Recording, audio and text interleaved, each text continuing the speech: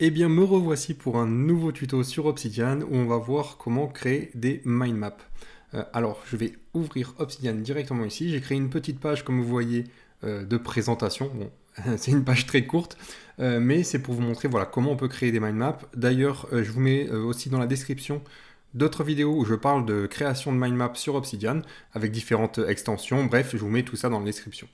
Ici, on va utiliser une nouvelle fonctionnalité qui est arrivée l'année dernière sur Obsidian, qui sont les canevas. Donc pour les activer, vous allez dans Paramètres, dans Modules principaux, et vous voyez Canva ici, qui doit être activé par défaut.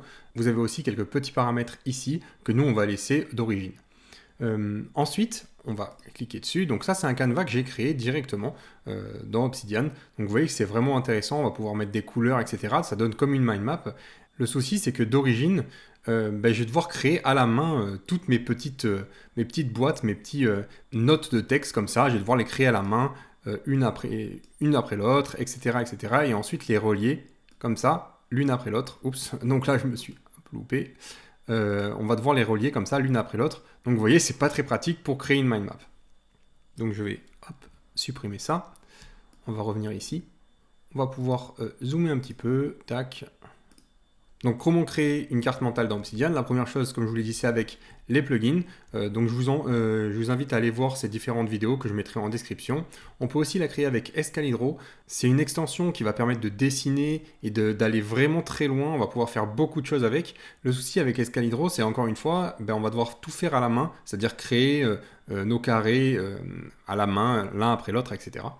Et donc ça, c'est différent des plugins que je vous montre dans ces vidéos, parce que ces plugins-là vont permettre de transformer du texte, vont permettre de transformer des titres surtout, en une mind map, en une carte mentale complète. L'avantage, c'est justement que c'est directement incorporé dans une note spécifique, et ça en va de même avec les canevas, parce qu'on va pouvoir lier les canevas avec les notes, avec nos notes directement. Et donc les canevas, on en vient là. Petite chose aussi, c'est que ça prend un petit peu de temps à bien les prendre en main, mais une fois que vous les avez pris en main, ça permet de faire beaucoup de choses parce que justement, c'est tout intégré avec l'écosystème Obsidian, donc c'est vraiment pratique. Si vous voulez en savoir plus, je vous ai fait une vidéo de présentation, donc je vous mets toutes ces vidéos en description si ça vous intéresse. Nous, ce qu'on va faire, c'est qu'on va venir rajouter deux plugins, donc Advanced Canva et Canva Mind Map, qui vont permettre comme ça de rajouter des petites features, des petites fonctionnalités pour utiliser les canevas comme une carte mentale. Donc attention, je vous ai mis là, comme c'est des plugins qui sont fabriqués par la communauté, il reste encore quelques petits bugs que je vais vous montrer, mais franchement, c'est pas des bugs de fonctionnement, c'est un petit bug que je vais vous montrer de toute façon juste après. L'avantage aussi, c'est qu'on va pouvoir créer une mind map comme avec un logiciel de mind map classique, c'est-à-dire qu'on va avoir les raccourcis, vous savez, avec la touche Tab qui va permettre de créer un sous-sujet, etc., etc. Je vous montre ça juste après. Donc ça, c'est vraiment pratique. Là, d'ailleurs, on va créer un canevas juste maintenant. Avant ça, je voulais quand même vous montrer les deux plugins qu'ils font. Donc le premier, comme je vous disais, c'est Advanced Canva. Donc là, ça permet de vraiment pousser un petit peu plus l'utilisation des canevas. Si vous voulez en apprendre plus, vous voyez, il y a quand même pas mal de choses. C'est assez intéressant parce qu'on va pouvoir justement changer certaines formes, avoir de nouvelles formes, avoir aussi de nouvelles formes pour les flèches, etc., etc. Donc voilà, on va pouvoir avoir un petit peu plus de personnalisation. On va pouvoir faire une présentation aussi. Donc vous avez tout qui est présent ici. Et ensuite, le deuxième, comme je vous disais, c'est Canva Mind Map.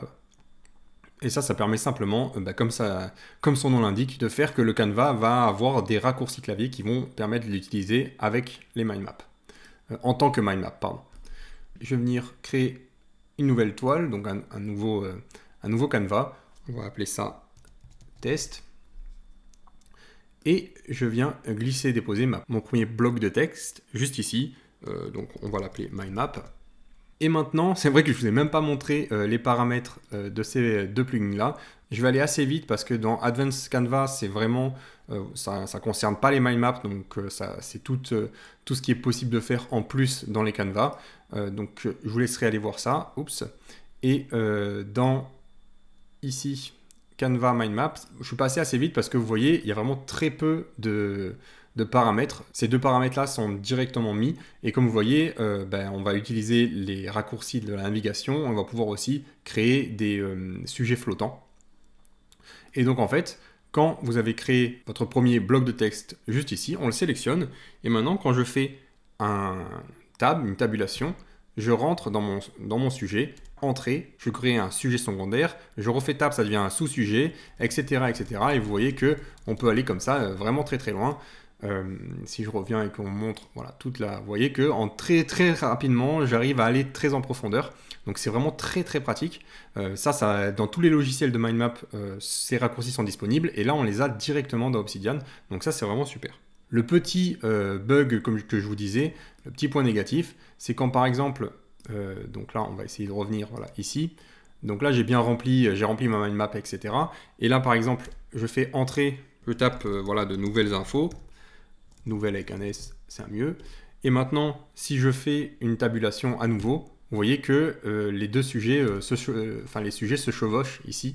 On a les sujets qui se chevauchent, donc je suis obligé de les déplacer pour pouvoir que voilà, ça soit un peu plus lisible. Donc moi, la petite astuce que j'ai trouvée, c'est simplement que quand je crée ma première branche ici, une fois qu'elle est créée, on va supprimer ça. Une fois qu'elle est créée, je sélectionne tout, hop, et je déplace un peu plus bas. Pareil pour ici. Je sélectionne tout et je déplace plus haut. Et voilà, ça se fait assez rapidement. Bon là, je suis allé très vite, donc forcément, ceux-là, on peut les effacer. Il n'y a plus la peine.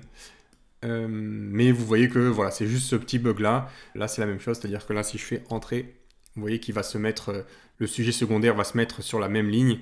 Et quand je viens, voilà, je vais venir créer mes sous-sujets, vous voyez qu'ils se chevauchent un petit peu. Donc voilà, c'est le petit souci qu'il y a. Pour arranger ça, comme je vous disais, quand vous avez créé votre sous-sujet, hop, vous le déplacez un petit peu plus bas. Et là, vous êtes tranquille, vous pouvez créer plus facilement plusieurs sous-sujets sans être gêné par voilà, le reste. Donc vraiment, je trouve ça super de pouvoir faire des mind maps assez simplement comme ça. Comme je vous le disais, hop, on va revenir ici.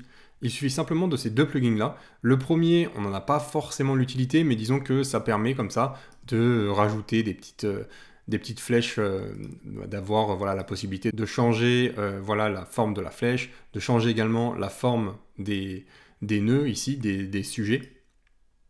On va pouvoir avoir plusieurs formes comme ça. C'est juste un petit peu de personnalisation, mais sans plus. Le plugin vraiment important, on va dire, c'est Canva Mind Map. Intéressant aussi, c'est que justement, comme ces notes sont dans Obsidian, forcément, je vais pouvoir y faire appel ici directement. Donc là, je choisis Test Canva, et vous voyez que j'y ai directement accès.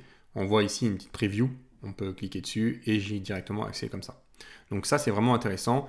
Le petit point négatif, c'est que je ne vais pas pouvoir réduire et agrandir. Vous savez, dans les cartes mentales, souvent, il y a un petit point ici, on va pouvoir cliquer dessus et ça va réduire tout ça. Et ça n'apparaîtra plus. Ça, je ne peux pas le faire ici directement. Donc ça, c'est le petit inconvénient. Par contre, les autres avantages, c'est que on a les raccourcis clavier, comme je vous ai dit. Il y a tout qui est intégré dans le système, dans votre système Obsidian. En plus, on peut faire des liens, comme je vous ai montré, avec nos différentes notes, nos différentes pages. On peut faire des liens également vers l'extérieur, c'est-à-dire vers le web. D'ailleurs, attendez, qu'est-ce qu'il m'a fait là? Voilà qui est mieux. On peut faire des liens voilà, vers Internet directement ici. Et aussi, ce qui est intéressant, c'est que la personnalisation, elle est possible, mais elle n'est pas à outrance, contrairement à d'autres logiciels de mind map, où on va pouvoir personnaliser vraiment beaucoup, et des fois on se perd dans la personnalisation. Là, ça reste du très soft, du très basique, et ça suffit largement. Autre chose d'intéressant, comme c'est tout intégré dans Obsidian, je vais pouvoir venir comme ça, faire un lien vers la page que je vous ai montré tout à l'heure, la page de présentation. Hop, et j'ai directement le lien de ma page de présentation. En cliquant dessus, j'arrive juste là, je peux recliquer ici, j'ai la vue de ma carte mentale, etc., etc.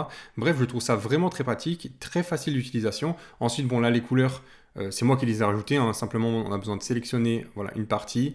On a ici la couleur et on peut choisir directement ici, hop, on met tout en jaune comme ça, ou je repasse tout en bleu. Donc vous voyez, vraiment simple d'utilisation. Je voulais vous montrer ça parce que je trouve ça intéressant d'avoir, de ne pas jongler entre 15 000 logiciels. On a besoin de faire une carte mentale, on peut directement la faire dans Obsidian. Si vous êtes sur iPad, moi je vous conseille directement Escalibro parce que là vous allez pouvoir dessiner avec le stylet directement votre carte mentale dans Obsidian, elle sera enregistrée, ensuite vous allez pouvoir la retrouver, etc. etc. Bref, comme vous avez vu, il y a plusieurs manières de faire. Donc maintenant, c'est à vous de choisir si vous voulez créer votre mind map directement avec un plugin en plus ou simplement avec les Canva comme ici, comme je viens de vous montrer. N'hésitez pas à aller regarder les vidéos que je vous mets en description si ça vous intéresse. Et puis moi, je vous dis surtout n'oubliez pas, colorez votre vie pour le meilleur.